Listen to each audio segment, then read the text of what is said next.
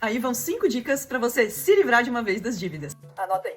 A primeira dica é você saber quanto você ganha, saber quanto você gasta, anotar isso em um caderno, guardar os comprovantes, anotar em Excel, em aplicativo, no próprio WhatsApp. São algumas dicas de métodos e você vai achar o que melhor você se adapta. O importante é você saber quanto. É igual quando a gente vai começar a fazer uma dieta, né? Muita gente diz pra mim, qual é o primeiro passo para se fazer uma dieta? A gente se pesar, saber os nossos indicadores. Porque se a gente não souber, como que a gente vai saber quanto que a gente tem que economizar? A segunda dica é negociar com os credores. Tem gente que diz assim, Bárbara, pelo amor de Deus, chega boleto aqui em casa, eu não quero nem ver, eu recebo fatura por e-mail, eu excluo pra não saber o tamanho do rombo. gente, isso não vai fazer melhorar a sua vida, né? Você só tá tapando o sol com a peneira, o seu nome muitas vezes tá ali negativo, isso vai virar uma bola de neve que daqui a pouco vai ficar quase impossível de se negociar, vai ficar muito caro, tá? Então a gente tem que realmente mudar essa nossa psicologia, encarar o problema de frente, fazer uma soma de tudo que a gente tem ali de dívidas, fazer ali uma organização do que é mais urgente, o que é mais importante para se negociar, e aí sim começar a ligar para os credores. Eu fundei a minha empresa praticamente 18 anos atrás, eu não tinha, assim, uma cartela de clientes muito grande, então eu não tinha um faturamento, né, exorbitante, e eu tinha que manter as minhas contas. Então, antes mesmo da dívida vencer, eu fui até a instituição onde eu cursava a minha pós-graduação, minha especialização, e negociei com eles. Eu disse, olha, não tenho condições de pagar a parcela agora, gostaria de saber se tem problema eu negociar esse valor, se tem como eu pagar uma parcela menor. E eles falaram assim, Bárbara, ainda bem que você nos procurou, porque a gente tem uma outra proposta. Que tal você começar a pagar após 6 meses você ter terminado a especialização? E eu achei aquilo ótimo, então faltavam só 6 meses para eu concluir, né? Então eu concluí minha especialização com calma, comecei ali a ter uma cartela de clientes maior, e até antes de 6 meses eu já quitei todas as parcelas que realmente eu fiquei ali pendente, né? Então, para vocês verem que às vezes sai melhor do que o combinado, né? Eu trabalhei alguns anos também, né, em instituições bancárias, e lá a gente fazia negociações de dívidas, né? E muitas vezes quando o cliente entrava em contato, a gente conseguia, dependendo ali do valor que se tinha de juros, a gente conseguia até abater o valor dos juros, fazer uma negociação que realmente encaixasse na realidade do cliente. Por quê, gente? Porque é melhor você fazer uma negociação antes do que você deixar chegar num ajuizamento, num advogado, porque daí a coisa vai ficando mais complexa e mais cara, tá?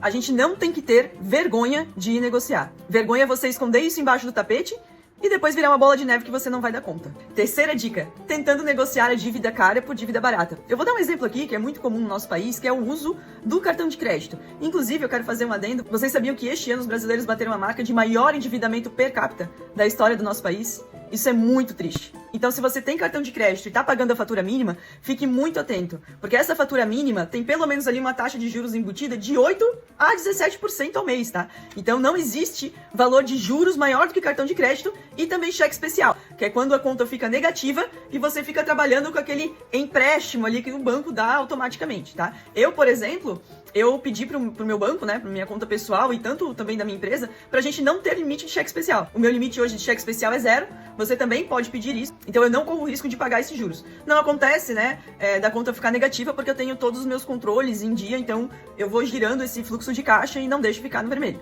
Trocando dívida cara por dívida barata, um exemplo que eu gosto de dar é do cartão de crédito. Tem um amigo meu que ele tava com uma dívida de R$4.300 no cartão. O que acontece? Pagando o valor mínimo da parcela mínima, ele pagaria ali um valor exorbitante de juros. No final, gente, o valor dos juros estava dando maior que o valor da parcela. Chegava a R$15.000 de dívida de cartão, tá? Então ele não tinha condições de pagar, ele não recebia pra isso. E aí eu fui lá e falei pra ele, olha, vamos tentar fazer uma negociação? E aí ele ligou pro banco e tudo mais, e mesmo assim o banco tentou uma forma ali de negociar, mas ia dar uns juros de 6% ao mês, né, pra quitar a fatura. Mesmo assim, 6% é melhor do que 17%, né, gente, convenhamos. O que aconteceu? A gente foi até numa outra instituição financeira e a gente conseguiu negociar esse valor de 15 mil com uma taxa de juros de 2% ao mês, no empréstimo pessoa física. Então ele pegou esse valor para quitar o cartão todo, né, a quitação do cartão ali dava em torno de 16 mil reais, depois ele pegou 16 mil reais, quitou o cartão, quebrou o cartão, né? Ou seja, jogou fora, não fez um novo cartão, porque ele sabe que ele não tem maturidade para lidar com cartão de crédito, então isso é muito importante, né? Saber se você tem essa maturidade ou não. E ele ficou pagando somente a parcela do financiamento, ali, parcelas que realmente davam no bolso dele. Dava ali em torno de 300 reais por mês, né? Ah, Bárbara, mas o prazo é longo. Sim, o prazo é longo, só que a taxa de juros é menor.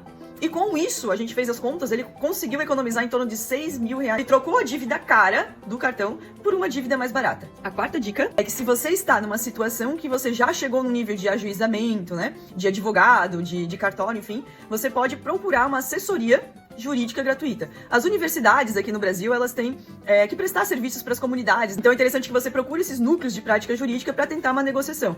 Tem também, por vezes, alguns feirões. O próprio Serasa, em parceria com muitas instituições, acabam fazendo alguns feirões que abatem juros, abatem valores de principal, então você pode tentar também, se você estiver numa situação jurídica, negociar dessa forma.